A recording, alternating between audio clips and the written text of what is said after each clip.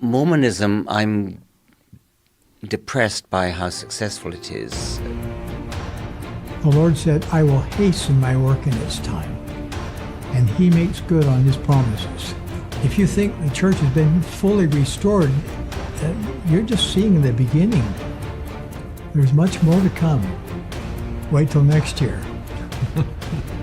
And then the next year. Eat your vitamin pills. Get your rest. It's going to be exciting. The Mormon contribution to American life is beyond measure, and the contribution of the British Isles and Ireland to the Mormon Church is also immense. They are the contributions of love and joy, of faith and family, of work and community. They are a dedication to the values that are at the heart of free nations and good ones, and they are a faith in the promise of tomorrow. Do I love the Mormons, okay? Of all the stories of American pioneers and settlers, none is more inspiring than the Mormon Trail. The qualities of the founders of this community are the qualities that we seek in America, qualities which we like to feel this country has: courage, patience, faith, self-reliance, perseverance, and above all, an unflagging determination to see the right prevail.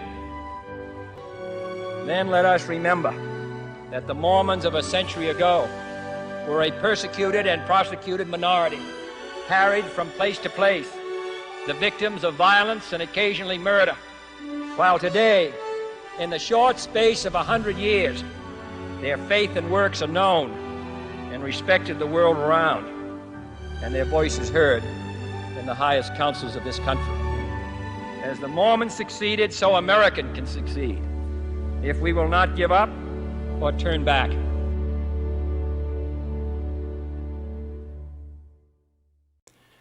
When President Nelson was born on September the 9th, 1924, the church had 6 operating temples.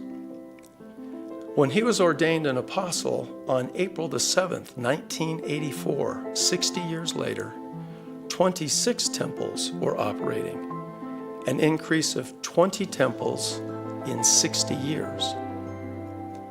When President Nelson was sustained as president of the church, 159 temples were operating, an increase of 133 temples in the 34 years during which he served as a member of the Quorum of the 12. Since becoming the president of the church on January the 14th, 2018, President Nelson has announced 35 new temples.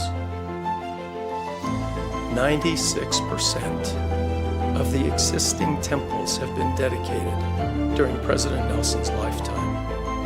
84% have been dedicated since he was ordained an apostle.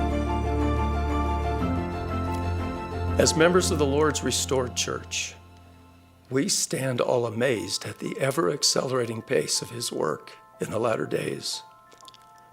And more temples are coming. Brigham Young prophesied, quote, "To accomplish this work, there will have to be not only one temple, but thousands of them, and thousands and tens of thousands of men and women will go into those temples and officiate for people who have lived as far back as the Lord shall reveal." Close quote.